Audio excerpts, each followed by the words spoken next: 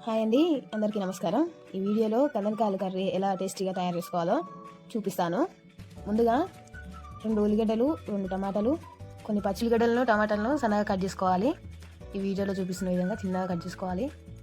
తర్వాత టమాటాలు, ఉల్లిగడ్డలు 2 కట్ చేసుకున్న తర్వాత పచ్చిమిర్చిని 2గా చీల్చుకోవాలి. కట్ చేసుకోవద్దు, చీల్చాలంతే.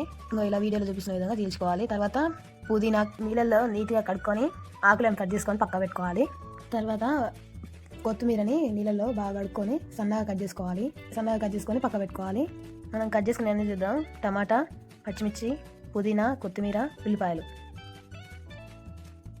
మనం తెచ్చుకున్న కందనకాయల్ని మన ఇష్టం కట్ చేసుకోవచ్చు, లేకపోతే అట్లనే వండుకోవచ్చు. కానీ కట్ చేసుకుంటే త్వరగా ఉడుకుతాయని నేను కట్ చేసుకుంటున్నా. చిన్న చిన్న ముక్కలుగా కట్ చేసుకోవాలి.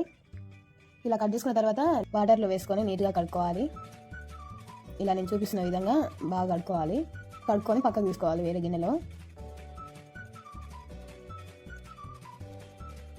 కట్టెల పొయ్యి మీద చేయడం వల్ల టేస్ట్గా వస్తుందని నేను కట్టెల పొయ్యి మీద చేస్తున్నాను.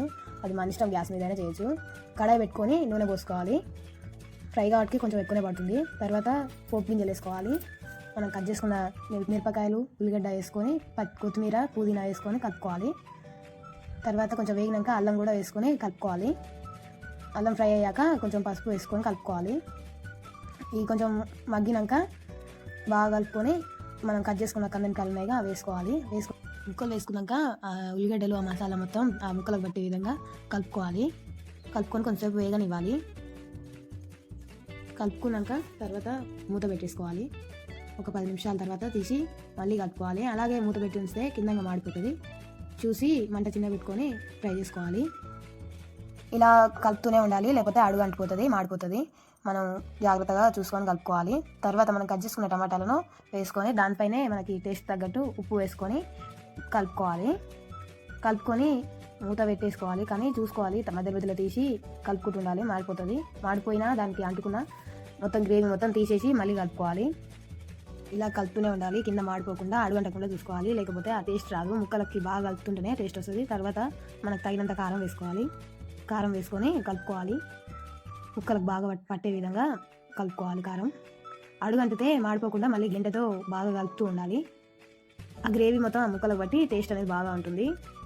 కలుపుకున్న తర్వాత కొంతసేపు అలా వదిలేసి గరం మసాలా వేసుకోవాలి. మీ టేస్ట్కి తగినంత వేసుకోవాలి. మేమైతే కొంచెం ఎక్కువనే తింటాం, అందుకనే అంత వేసాను. గరం మసాలా వేసినాక బాగా కలుపుకోవాలి. కింద అడుగంటినది కూడా గంటతో అటు ఇటు అనుకుంటే కలుపుకుంటే ఆ ముక్కలు టేస్టీగా ఉంటాయి.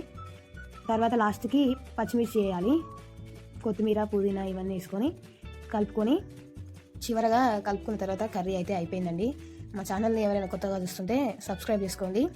ఇంకా మరిన్ని వీడియోల కోసం మా ఛానల్ని సపోర్ట్ చేయండి. మర్చిపోకుండా సబ్స్క్రైబ్ చేసుకొని లైక్ చేయండి.